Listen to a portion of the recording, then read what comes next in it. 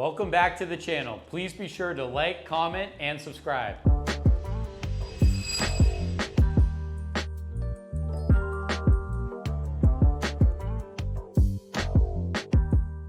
So behind my back, we have one of the craziest pieces that we've ever had at G&G Timepieces. It's probably the grail watch amongst all the colleagues here at G&G. At G&G, we love Richard Mille. We always obviously love the horology and art behind FP Journe, but Richard Mille, just the utility of the watch, how comfortable they are to wear, one of the best watches. And at G&G, we love the 6702. I personally love the 3503, 6501. We had the Kimi Räikkönen right over here, 5004. We just got something that honestly is the best watch that we've ever had here. Here it is. This is a RM 2701 white, look like the ultimate edition, limited to 10 pieces. The 2701 is one of my favorites. Maybe the 2702 because of the case, but this, the 2701 limited of 10, this is so special. It has that ultimate case, so it has that like bone look to it. The older style NTPT is like a little bit more rough, so it feels like bone, and the movement is absolutely insane. The size of this watch is perfect. It's like a millimeter wider than a 6702. It's quite a bit thicker than a 6702. We can compare with an Ogier here.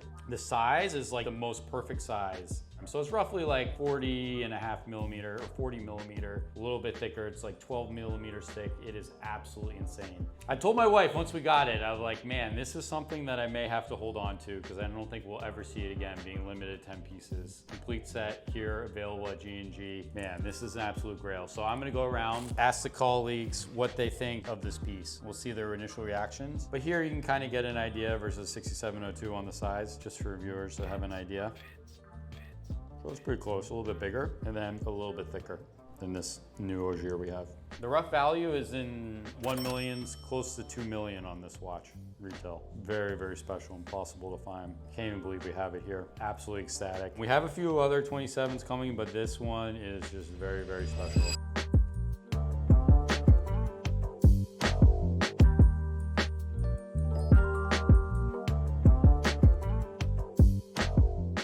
Got this in. What do you think about this watch?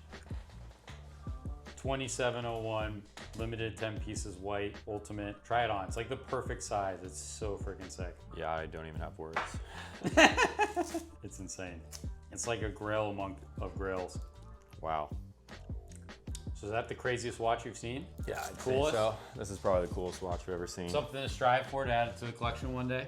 It's almost like not even a watch to be worn, since it's like such a work of art. What sticks out to me on this is how much better, in my opinion, the White NTPT looks on this compared to some of the other ones we've gotten. The black streaks, way more defined, like feels different. Yeah. Almost feels like chalky. Yeah, that's what I was saying. It feels like bone. It looks like bone and it feels like bone, which just makes it even more cool. What's the price tag? 2 million.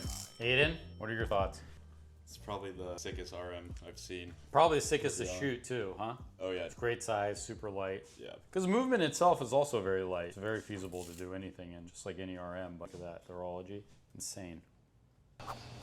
I have a 2701 Nadal, limited 10 pieces. Wow. NTPT Ultimate. And I assume it's real. If not, I have a heart attack right now. Any idea what some of like the mechanisms on the side here, the functions of some of this? Yeah, the use of the movement and the case. This is in the corner. Complete in the corner, the case. This is the use of the movement that you do down. It's a Monty-work. Okay, like a balancing act for the turf. 10 pieces. Limited 10 pieces de mundo. Wow, in the world. Nice. Okay, but it's real, that's good? Yeah, it's a real 100%. Yeah. What's your favorite watch? My favorite watch is I have now. Actual calendar. The Pepperdo calendar is very, very complicated moments. For me, I love it. So I'm also gonna call Lake. Lake's traveling in Toronto right now, but we're gonna get his reaction on this watch. How insane is this? Definitely the most perfect size an RM could be. Perfect size. No, it's my favorite watch. I've always said the 2702 is my favorite, honestly, just because I didn't know that existed. Unbelievable. Dude, that thing is insane. I mean, it's a perfect watch. The White NTPT, black accents, you can really tone it down with the black strap. There's not many other colors in the dials. There's nothing distracting you from the movement. I mean, like, I could go on and on. You get to see it before it sells. Clients can hear me. No one's allowed to buy it until I return. I think what's also cool because it's like the old style NTPT and it has like, you know, a little bit of texture to it with a bone. It's almost like it's NTPT with a little bit of teeth. Alex said it. Dude, it's sick. So cool, bro. It's so sick. I hope it's still there when I get back. 100%. All right, man. Well, you have good travels. I knew it. This thing's just too special. From our experience in sourcing these pieces, like once you get to the pieces that are limited to a small number, they're just that much more special. I mean, there was the Ultimate 35 that we spent, man, like a year and a half getting for a client. And that's limited 35 pieces. This is limited 10, 27-1 Nadal. Just so special. To find one of these things just gets harder and harder. This piece is absolutely insane. Unbelievable.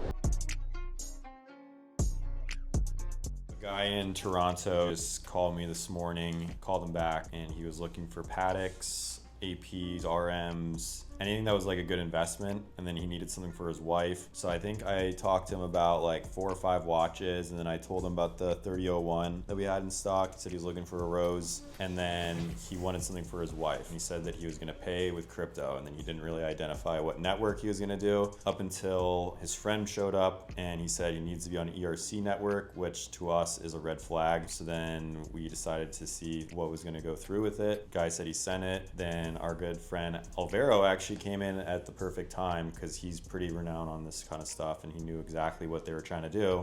He's asking you to send you ERC again? Ethereum, right? Yeah. It should just have a link that you can just click that's a transaction ID. I'm sending from different trust wallet. He doesn't have one. Oh, Just say we can't do it. It's not gonna work. It should be received.